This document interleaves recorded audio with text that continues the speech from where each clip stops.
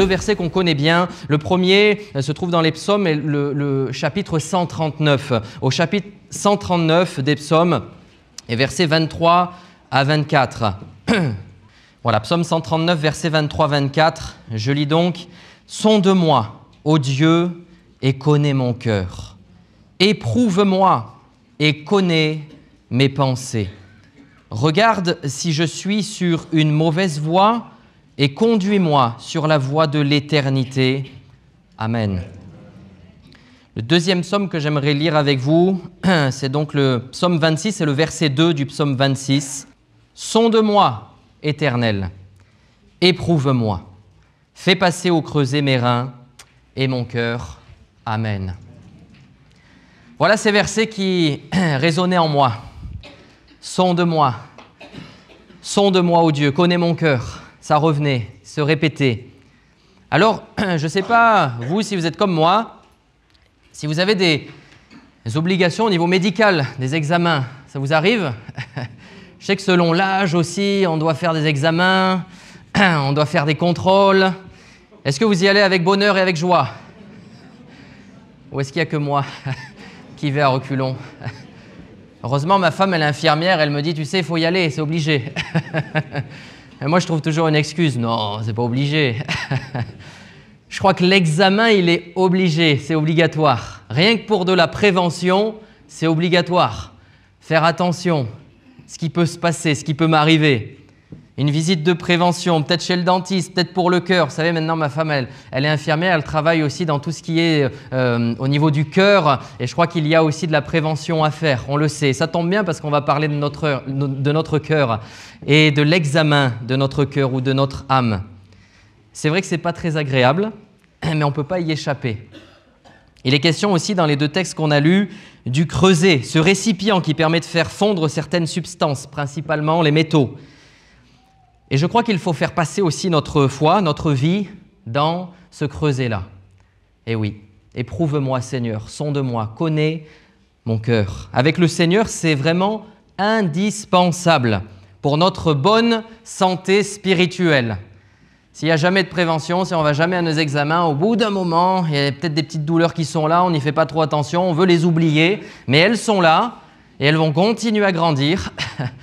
On sait que le Seigneur, lui, est celui qui nous guérit. Amen. Eh oui, celui qui nous guérit, celui qui nous connaît, et nous devons passer par l'examen du Seigneur. Alors, la première chose que j'aimerais dire avec vous et partager, on va lire un texte dans l'Évangile de Luc, chapitre 14. Évangile de Luc, chapitre 14, et à partir du verset 27. « Et quiconque ne porte pas sa croix et ne me suit pas ne peut être mon disciple. Car lequel de vous, s'il veut bâtir une tour, ne s'assied d'abord pour calculer la dépense et voir s'il a de quoi la terminer, de peur qu'après avoir posé les fondements, il ne puisse l'achever et que tous ceux qui le verront ne se mettent à le railler, en disant « Cet homme a commencé à bâtir et il n'a pu achever. » Ou quel roi, s'il va faire la guerre à un autre roi, ne s'assied d'abord pour examiner s'il peut, avec 10 000 hommes, marcher à la rencontre celui qui vient l'attaquer avec 20 000. S'il ne le peut, tandis que cet autre roi est encore loin, il lui envoie une ambassade pour demander la paix. Ainsi donc, quiconque d'entre vous ne renonce pas à tout ce qu'il possède ne peut être mon disciple. Le sel est une bonne chose, mais si le sel perd sa saveur, avec quoi l'assaisonnera-t-on ? Il n'est bon ni pour la terre, ni pour le fumier, on le jette dehors. Que celui qui a des oreilles pour entendre, entende. Amen. Calculer la dépense. Je crois que quand on va passer notre examen, il y a un résultat qui tombe aussi. Il y a des dépenses, il y a un sacrifice derrière. On regarde ce qu'il nous attend, plus ou moins bien. On regarde par quel endroit on va devoir passer. Qu'est-ce qu'on va devoir faire maintenant pour que les choses puissent aller mieux? Calculer la dépense. Je crois qu'il y a un temps pour se mettre à genoux devant le Seigneur. Sonde-moi, ô Dieu, connais mon cœur, éprouve-moi, connais mes pensées. Il y a besoin d'un temps où je me mets à genoux, un temps où je me prépare à t'écouter. Seigneur, je veux vraiment faire cet examen ce matin, me mettre devant toi, être sensible. Je crois qu'il y a besoin de ce temps où on va se poser. On se pose, on se met à genoux devant Dieu. L'examen, c'est aussi de voir ce qu'il faut régler dans notre vie.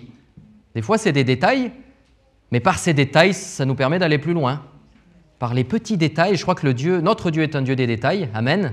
Dans les moindres petits détails, il nous aide et il nous permet d'aller plus loin, de guérir de nos maux, de guérir de ce qui peut nous éloigner de lui, pour aller encore plus loin. Que faut-il faire pour aller mieux ce matin? Seigneur, je suis prêt à t'écouter, mais il y a un sacrifice. Et je calcule la dépense aussi, comme il en est question dans ce texte. Je crois qu'il faut vouloir construire, mais construire jusqu'au bout. On peut commencer à bâtir, et nous l'avons entendu dernièrement, mais il faut pouvoir terminer la construction. Et je crois que c'est vraiment dans le calme qu'on s'aperçoit si on est sur une mauvaise voie. C'est quand on se pose et qu'on est à genoux devant le Seigneur, qu'on s'aperçoit si notre chemin est le bon ou si nous nous égarons à droite ou à gauche. Seigneur, que ta parole soit le centre dans ma vie, que je ne m'en éloigne ni à droite ni à gauche, mais que je puisse te suivre pleinement. C'est dans le calme. Je crois que ce matin, c'est bon d'avoir un temps aussi dans le calme, dans le silence. Faire le vide et se concentrer sur le Seigneur. Dans quelques instants, nous prendrons la Sainte Seine et nous savons qu'il est important de s'examiner et de se mettre devant Dieu. Prends tout, Seigneur. Prends-moi, oui, tel que je suis, mais je veux vraiment tout te donner. Cela me coûte c'est un sacrifice, mais Seigneur, je veux construire sur toi. Laisser de côté ce qui peut m'encombrer dans ma vie. Est-ce que je suis en train de construire quelque chose de droit, de stable dans ma vie, ou est-ce que je construis quelque chose de tordu? Et si c'est tordu, ça ne va pas tenir longtemps. Si c'est tordu, on sait que ce n'est pas une bonne chose. On veut que ce soit droit. Seigneur, aplani pour que je puisse construire quelque chose de droit et de solide. Vous savez, on connaît ce texte dans 2 Timothée, je vous le cite, 2 Timothée au chapitre 4, verset 7, il est dit « J'ai combattu le bon combat, j'ai achevé la course, j'ai gardé la foi. » Amen. Que notre chemin, oui, et que notre construction soit droite. Seigneur, on veut dire « Oui, j'ai combattu. Moi aussi, j'ai combattu. Moi aussi, j'ai achevé la course. » Mais ça veut dire qu'il y a toute une course là devant nous. Seigneur, je veux rester droit avec toi pour que ma course, elle puisse être toujours en ayant les yeux fixés vers toi pour m'écarter ni à droite ni à gauche. Faire cet examen, c'est indispensable. Me tenir devant le Seigneur encore, me mettre à genoux. Seigneur, examine-moi encore. On dit qu'il est le médecin divin. Amen. C'est vrai parce que c'est lui qui nous a créés. C'est lui qui nous connaît. Il connaît nos pensées, il connaît les défaillances qu'ils peuvent avoir dans nos pensées, dans notre cœur. Si notre cœur est tordu, le Seigneur le voit. Et je crois qu'il veut le redresser. Amen. Et ce matin, que nous puissions le laisser faire. Seigneur, redresse mon cœur. Et je crois que quand on redresse quelque chose qui est tordu, c'est vrai qu'il y a des douleurs aussi, c'est un sacrifice. C'est pas évident, mais on en a besoin. Seigneur, peut-être que si je m'égare un petit peu, pour moi, c'est difficile. Mais aide-moi à ce que ce qui est tordu puisse revenir bien droit pour te plaire, Seigneur. Je veux te ressembler encore un petit peu plus ce matin. Seigneur, examine-moi, vois ce qui ne va pas pour que je puisse aller encore plus dans ta direction. J'ai combattu le bon combat. Amen. Je crois que nous sommes dans un combat ici-bas. Il y a un combat tous les jours. Selon les jours, il est plus ou moins difficile, mais le combat, il existe bien. Il y a un combat et nous y sommes actuellement, nous sommes sur cette terre. Là dans le texte il est dit « j'ai achevé la course », mais nous pour l'instant nous ne l'avons pas achevé tant que le Seigneur ne nous a pas pris, que le Seigneur ne revient pas. Pour l'instant on y est. Seigneur, alors que je puisse être bien droit pour toi. Seigneur mon Dieu, que je veux me laisser faire par toi. Je le disais tout à l'heure, des fois c'est compliqué, quand on est sur la table du docteur, là il y a le cœur qui bat vite, je sais ce que c'est et on n'a pas bien envie de se laisser faire. On n'a pas bien envie. Mais avec le Seigneur, c'est vraiment indispensable aussi, je crois. Et oui, de se laisser faire. Seigneur, je te laisse tout. C'est compliqué parfois, on le sait, mais j'ai combattu le bon combat. On y est dedans. On veut combattre le bon combat. Alors Seigneur, aide-moi. Je veux me laisser faire, mais dans le calme. Dans ce calme-là, Seigneur, t'écouter. Suis-je en train de construire quelque chose de solide? Je crois qu'il faut être capable de renoncer à soi-même pour suivre Jésus. C'est difficile, mais on l'a lu dans ce texte. « Quiconque ne porte pas sa croix et ne me suit pas ne peut être mon disciple. » Alors Seigneur, je veux encore passer à l'examen ce matin. Je veux encore, Seigneur, oui, porter aussi cette croix. Jésus l'a portée, nous le savons. Jésus a porté sa propre croix. Il est allé jusqu'au bout. Il a porté cette croix sur laquelle il allait être crucifié. Et je crois que nous, ce matin, ça nous demande aussi des sacrifices de suivre Jésus. Mais Jésus a été le premier, celui qui est venu, celui qui s'est donné. Alors je crois que si nous remettons notre vie entre ses mains, il n'y a rien de mieux pour nous. Il est le médecin divin, capable de renoncer à soi-même. Ce matin, Seigneur, oui, je vais prendre ce saint repas et, Seigneur, je veux me préparer comme il se doit. Seigneur, être propre, c'est vrai. Et dire encore, Seigneur, je suis capable de renoncer à moi-même pour te laisser toute la place, pour te suivre là où tu me demandes, Seigneur, là où tu me demandes d'aller. Et puis ce texte nous parle du sel. Gardons notre saveur comme le sel. Amen. Cette saveur. Je crois que cette saveur, c'est Dieu qui nous la donne. Quand nous sommes capables de passer cet examen, il nous remplit et nous sommes alors pleins de saveur comme ce sel. La deuxième chose ce matin sur laquelle je voulais insister, c'est le fait donc d'être purifié. On a dit passer au creuset. Sonde-moi, Seigneur, la purification. J'aimerais prendre un deuxième texte dans 1 Pierre. 1 Pierre chapitre 1.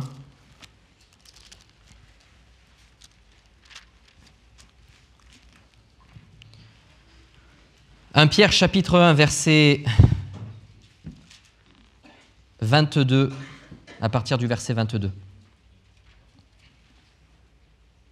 Voilà, 1 Pierre 1, verset 22. Ayant purifié vos âmes en obéissant à la vérité, pour avoir un amour fraternel, sincère, aimez-vous ardemment les uns les autres, de tout votre cœur, puisque vous avez été régénérés, non par une semence corruptible, mais par une semence incorruptible, par la parole vivante et permanente de Dieu. Amen. Ayant purifié vos âmes. Notre obéissance à la vérité permet de nous purifier, je crois, de toute souillure. Amen. Humainement, nous savons que cela est impossible. Par nos propres forces, on ne peut pas être purifié seul, mais nous avons besoin d'une action du Seigneur, d'une action du Saint-Esprit, qui va alors venir nous transformer. Il est celui qui nous régénère. Nous avons besoin donc d'être purifiés. Quand nous sommes purifiés, nous passons au creuset. Tout ce qui peut être mauvais va être retiré pour garder l'essentiel. Et ce matin, nous voulons garder l'essentiel. Vous le voulez ? Amen. Gardez l'essentiel. Gardez Jésus-Christ. Notre obéissance à la vérité. Seigneur, je veux obéir à la vérité, mais pas à n'importe quelle vérité, à ta parole qui est vivante. Cela nous permet d'avoir un amour, et un amour qui est sincère. Alléluia. Un amour sincère envers mon frère, envers ma sœur. Je crois que c'est bon, la communion fraternelle. Et ce matin aussi, nous voulons nous examiner pour pouvoir aimer d'un amour encore plus fort aussi. Seigneur, si peut-être j'ai une difficulté avec mon frère, ma sœur ce matin, je veux encore m'examiner. Je veux encore, Seigneur mon Dieu, te laisser toute la place pour que tu te révèles, pour que tu te montres à moi et que tu me montres ce qui ne va pas, Seigneur, pour que cet amour grandisse encore. Peut-être que je puisse rectifier peut-être le problème, le souci que j'ai avec mon frère, ma sœur, pour que cet amour puisse encore grandir. Amen. C'est tellement bon de vivre cette communion fraternelle et cet amour qui grandit les uns envers les autres. Nous devons nous aimer, il nous dit ce texte, nous devons nous aimer ardemment. Alors ardemment, dans la définition biblique, cela nous parle d'aimer sérieusement. Aimer sérieusement, aimer ardemment, d'une manière intense, intensément.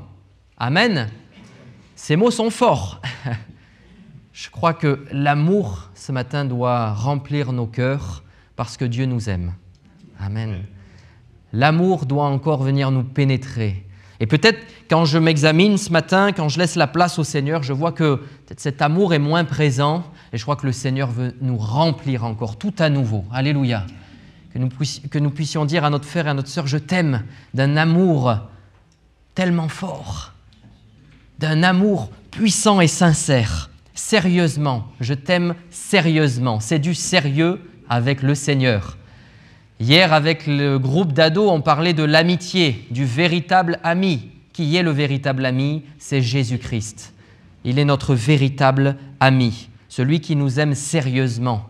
Sérieusement parce qu'il s'est donné pour nous. Eh oui, parce que Dieu nous a donné son Fils, parce qu'il nous aime. Ce matin, nous nous rappelons cet amour du Seigneur. Et ô combien nous aussi, nous devons travailler à ce que notre amour soit encore plus grand, soit encore plus fort. Seigneur, sonde-moi ce matin pour que cet amour puisse encore m'envahir. Amen. Il est dit l'importance d'être régénéré par une semence incorruptible. Incorruptible, c'est non soumis à la corruption ou décadence, impérissable, ne peut se corrompre. Merci Seigneur pour cette semence incorruptible. Alléluia. Il est celui qui est capable. Même peut-être quand dans mes pensées plus rien ne va, quand je n'arrive plus à aimer, le Seigneur est capable de transformer cela. Alléluia. Mais il faut être capable nous aussi de dire « Sonde-moi Seigneur, connais mon cœur, connais mes pensées. Seigneur, je ne peux rien te cacher. Pénètre en moi encore. » Il est celui qui est capable de me donner cet amour dont j'ai tant besoin. Et puis, il est dit et rappelé dans ce texte aussi que la parole de Dieu, ce que nous lisons dans la Bible, la parole demeure éternellement. Amen. Il faut donc se laisser façonner. Il faut donc être éprouvé par elle, par la parole. Seigneur, sonde-moi, connais mes pensées, mais je veux me plonger dans ta parole pour savoir ce qu'il faut faire dans ma vie, chaque jour, dans tous les projets qui sont là, devant moi. Seigneur, connais mon cœur, connais mes pensées, mais moi je veux connaître plus ta parole aussi. Il y a ce que le Seigneur fait, les miracles qu'il fait, c'est un miracle, la régénérescence, alléluia, mais il y a aussi ce que moi je fais. Est-ce que je vais plus loin dans mes recherches? Est-ce que je suis capable, Seigneur, de me pencher sur ta parole quand j'ai un souci dans ma vie? Quand je me dis je ne sais plus comment faire, est-ce que je suis capable de plonger mes regards dans la loi parfaite, la loi de l'Éternel? Cette parole qui dure, qui demeure éternellement. Elle est bonne pour nous, mais elle est essentielle pour nous. Il faut nous plonger dedans.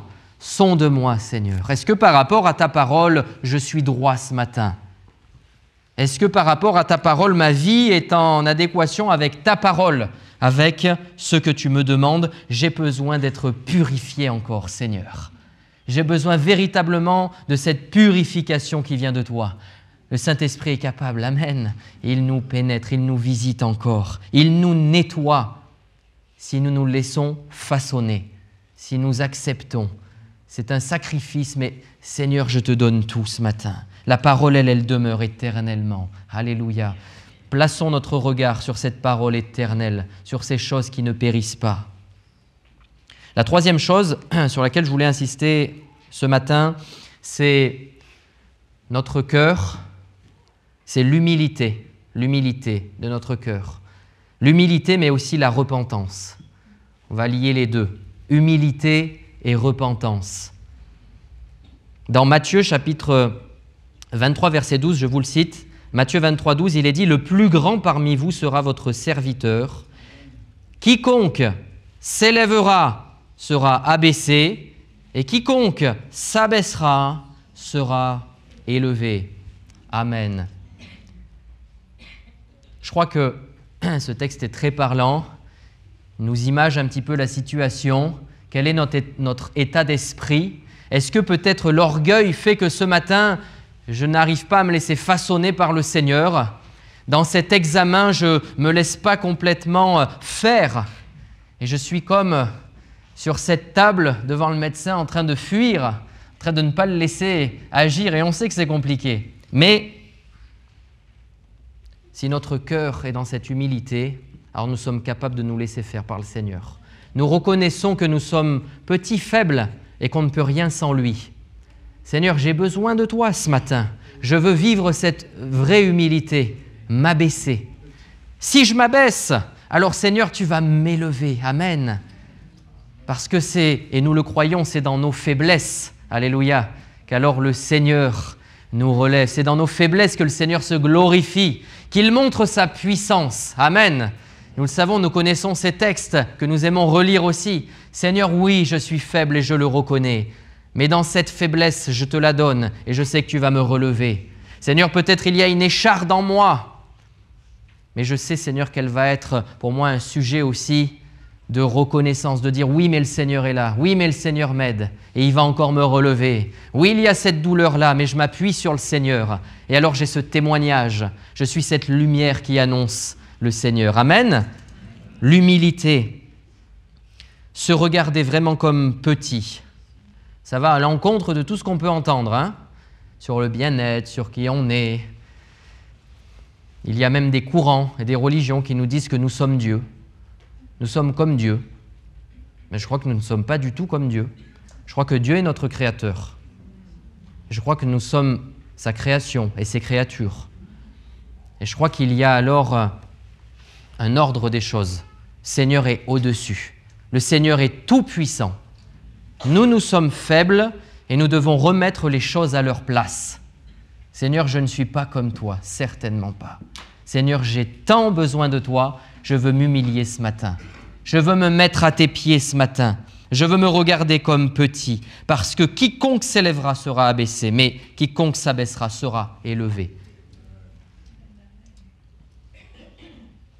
Dans Luc, je vous le cite, chapitre 6, verset 42, il est dit « Ou comment peux-tu dire à ton frère, « Frère, laisse-moi ôter la paille qui est dans ton œil, toi qui ne vois pas la poutre qui est dans le tien. Hypocrite, ôte premièrement la poutre de ton œil, et alors tu verras comment ôter la paille qui est dans l'œil de ton frère. » Amen. Je dois me regarder moi. C'est un examen personnel. C'est moi devant le Seigneur. Je dois d'abord me regarder moi. Et oui. Si moi je suis en bonne santé, si moi je vais bien, alors je peux bien m'occuper de ma famille. Alors je peux être un bon père de famille, alors je peux être une bonne maman, alors je peux construire quelque chose de solide, alors je peux aider mon frère peut-être qui est dans le besoin, peut-être mon frère qui s'égare aussi. Mais je crois qu'avant toute chose, il y a cet examen personnel devant le Seigneur. Je dois m'abaisser, je dois me voir comme petit. Je crois que je dois voir mon frère et ma sœur comme plus grands que moi. Je crois que je dois dire que mon frère, ma sœur, oui, est meilleur que moi et je veux lui ressembler. Amen. Je veux vraiment encore me mettre à regarder vraiment le Seigneur, à m'abaisser et à te regarder toi, Seigneur, pour d'abord voir la poutre qui est dans mon œil. Eh oui, cette image aussi, je crois qu'elle est très parlante, mais d'abord regarder cette poutre-là, faire attention à ma vie, à cet examen personnel. Je dois passer par le médecin divin, ce médecin de l'âme. Amen. Et oui, ici-bas, il y a tellement de belles techniques aujourd'hui. Les médecins ont tellement des avancées. Ils peuvent guérir notre cœur, notre cerveau, nos organes, etc. On sait qu'il y a tellement de techniques maintenant, c'est extraordinaire. Mais par contre, pour soigner l'âme, qui soigne l'âme? C'est Jésus. Amen. C'est Jésus, c'est ce médecin divin. Il y a besoin d'un examen. Il y a besoin de se placer devant Dieu ce matin. Devant le Seigneur, il n'y a pas de triche possible. C'est pas possible. Des fois, on veut se planquer un peu et se dire « Non, non, j'ai pas de problème, tout va bien ». Alors qu'on a une grosse plaie, on se la cache comme ça, on dit « Non, non, j'ai pas besoin d'y aller. Pas besoin de point de suture, tout va bien ». Mais devant le Seigneur, il n'y a pas de triche possible. Il voit tout. Il connaît tout. Sonde-moi, ô Dieu, connais mes pensées. Mais il est celui qui nous visite, celui qui nous sonde. C'est l'examen le plus précis qui soit. Amen. Mais je crois que c'est encourageant pour nous parce que le Seigneur est capable de faire cet examen qui est précis, cet examen qui passe partout, dans tout notre cœur, dans toute notre âme, pour rectifier, pour remettre droit et pour nous faire aller sur le chemin de cette droiture, de cette purification, pour être saint, pour être irréprochable devant Dieu. Amen. Je crois que nous avons parlé de cette humilité et nous pouvons, et je le disais dans ce troisième point, l'humilité aussi ne va pas sans la repentance. J'ai besoin, Seigneur, de vivre aussi cette repentance. Amen. J'aimerais qu'on lise un texte ensemble dans l'évangile de Matthieu, Matthieu chapitre 3.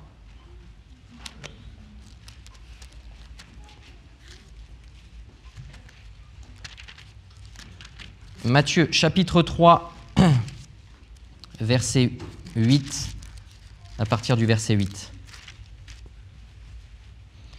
Matthieu 3, verset 8. « Produisez donc du fruit digne de la repentance Et ne prétendez pas dire en vous-même, nous avons Abraham pour père. Car je vous déclare que de ces pierres-ci, Dieu peut susciter des enfants à Abraham.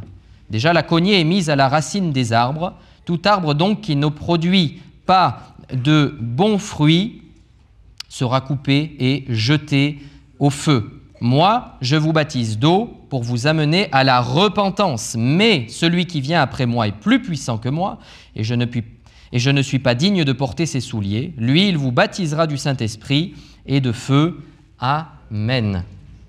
Nous voyons donc que dans le procédé, la repentance, elle est indispensable. Avant même de recevoir la puissance, de recevoir le Saint-Esprit, il nous faut donc cette repentance, venir au Seigneur. Et là aussi, il y a besoin évidemment de cet examen, de se dire « Seigneur, effectivement, je ne suis pas bon ». Et alors, par ce miracle du Saint-Esprit, nous pouvons nous repentir, nous le savons. Cette repentance qui vient de cette conversion miraculeuse. Et nous louons le Seigneur encore ce matin parce que c'est lui qui nous convainc de pécher. C'est le Saint-Esprit, amen. Ce matin, nous en sommes convaincus. Et il est dit dans ce texte qu'il faut continuer en produisant du fruit qui vienne de la repentance. Ce fruit qui vient de la repentance, qui nous montre qu'alors nous nous sommes vraiment repentis. Nous avons demandé pardon au Seigneur et alors ce fruit-là est bon. C'est du bon fruit. Maintenant, nous produisons du bon fruit. Mais je crois qu'il y a la repentance lors de notre conversion, mais il y a aussi la repentance dans notre marche chrétienne, quand nous tombons, quand nous chutons, quand nous nous écartons, quand peut-être ce que nous construisons à un moment donné est légèrement tordu ou peut-être vraiment tordu. Je crois qu'il y a besoin de cette repentance et de revenir au Seigneur encore. C'est pour ça que ce matin, et j'avais ce texte qui me travaillait, mais sonde-moi. Peut-être à un moment donné, je ne m'en suis pas vraiment rendu compte, mais Seigneur, je me suis un petit peu égaré. Seigneur, je n'ai pas vraiment fait ta volonté. Seigneur, je te demande pardon. Nous allons prendre ce saint repas. Seigneur, avant de le prendre, je veux te demander pardon. Pardon parce que Seigneur, c'est dur de te suivre. Et Seigneur, à un moment donné, dans ma semaine, mes pensées n'étaient pas bonnes. À un moment donné, j'ai parlé à peut-être mon collègue, peut-être j'ai parlé à un ami, à un proche, à ma famille, peut-être je lui ai mal parlé. Seigneur, j'ai besoin de lui demander pardon. Seigneur, je veux te demander pardon à toi, mais je veux apprendre aussi à dire pardon. Seigneur, je veux apprendre aussi à vivre ce véritable amour, aimer sérieusement, être capable de dire pardon.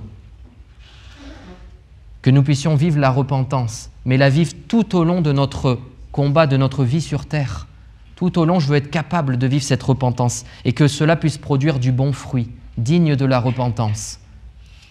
Seigneur, je te demande pardon. Si je tombe, alors je reviens encore à tes pieds, encore une fois. Mais le Seigneur est bon, amen. Parce qu'il nous voit, il nous aime. Quand nous revenons à lui, quand nous revenons à ses pieds, il nous prend dans ses bras, comme ce fils prodigue qui va revenir. Notre Père nous ouvre grand les bras. Amen.